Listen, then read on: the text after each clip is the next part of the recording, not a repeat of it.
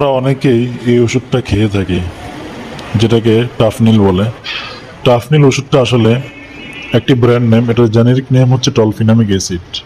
এটা আমরা অনেকেই মাইগ্রেনের ব্যথাজনিত সমস্যার কারণে খেয়ে থাকি। আসলে এই টাফনিল কি? এটা হচ্ছে non steroidal anti inflammatory drug. এটা মূলত আমাদের প্রোস্টাগ্ল্যান্ডিন এবং লিউকোট্রিন সংশ্লেষণকে বাধা দিয়ে কাজ করে থাকে। এটার ফার্মাকোকাইনেটিক্স হচ্ছে, এটা মূলত গ্যাস্ট্রো ইন্টেস্টাইনাল ট্র্যাক্ট থেকে সরাসরি শোষিত হয়। তার মানে হচ্ছে এটা আমাদের পাকস্থলীতে গিয়ে সরাসরিভাবে শোষিত হয়।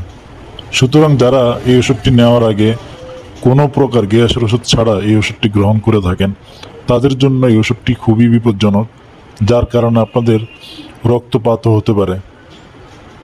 ওষুধটি নেওয়ার আগে অবশ্যই গ্যাসের ওষুধ খেয়ে নিতে হবে। এটার সাইড ইফেক্ট হচ্ছে মাথা ব্যথা, বমি বমি ভাব এবং তন্দ্রা।